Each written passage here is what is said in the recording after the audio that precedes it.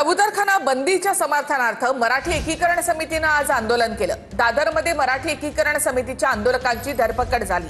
6 तारखेला पोलीस कुठे होते असा सवाल यावर मराठी एकीकरण समितीचे गोवर्धन देशमुख यांनी केला आहे।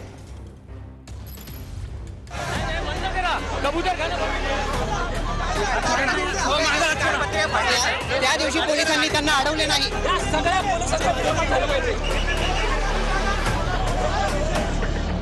कबूतरखाना बंदीच्या समर्थनात आंदोलन करणाऱ्या मराठी एकीकरण समितीच्या आंदोलकांची पोलिसांनी धरपकड केली आहे।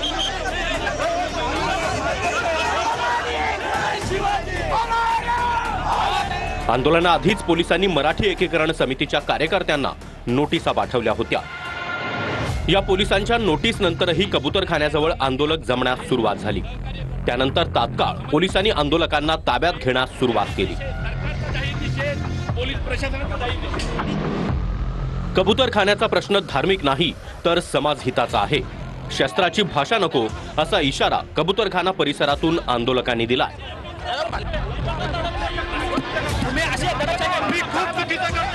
तर मराठी एकीकरण समितीच्या आंदोलनानंतर आता जैन मुनींची भाषा बदललेली पाहायला मिळते। 6 तारखेला हे कुठे होते? 6 तारखेला हे कुठे होते असा प्रश्न आहे। हे रक्त का मराठी मातीसाठी चालतं याचा आम्हाला अभिमान आहे।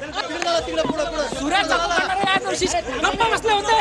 या सगळ्या पोलिसांचं निलंबन झालं पाहिजे। छुरी म्हणजे ते आरी आणली, त्याने आपण पाईप कापतो, त्या आरीनी ते दोरी कापासाठी आणि ते ताडपत्रासाठी आणली होती, कोणाला मारायला आणली नव्हती। आजपर्यंत आम्ही विल्यापूरला आंदोलन केलं, आम्ही आमचं जैन मंदिर तोडलं, त्यावेळी बघा 40,000 पब्लिक आली होती। त्यावेळेला आम्ही शांतीपूर्वक आंदोलन केलं, एक पण शस्त्र काढला नाही। आताही आम्ही आंदोलन करू, आम्ही शस्त्र काढणार नाही। तुम्ही शस्त्र उचलण्याचा प्रयत्न करत असाल, बोलत असाल तर ते कोणावर उगारणार आहेत हेही सांगा। आजचा आमचा प्रश्न आहे। मग आम्ही इथल्या मराठी माणूस दाखवतो की आमची छत्रपती शिवाजी महाराजांची तलवार उचलण्याची आमची संस्कृती आहे। तुम्ही शस्त्र उचलण्याच्या भाषा असतील, हे जे काय सर्व हा प्रकार थांबले पाहिजे, आमचं हेच म्हणणं आहे। पोलिसांनी आंदोलकांची धरपकड केली तेव्हा पोलिसांमुळे हाताला दुखापत झाल्याचा आरोप गोवर्धन देशमुख यांनी केला। हे बघा पोलिसांनी काय केलंय, हे बघा पोलिसांनी काय केलंय। पोलिसांनी मारहाण केली आहे, रक्त काढलंय माझं आणि पोलिसावरती गुन्हा नोंद झाला पाहिजे। हे बघा पोलिसांनी माझं रक्त काढलंय मराठीसाठी, हे लक्षात सारखं आहे।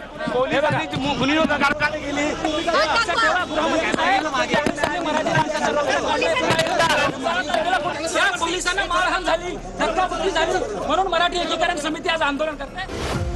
तर कबुतरांसाठी मी मरायला देखील तयार असल्याची भाषा जैन मुनीनं केली आहे।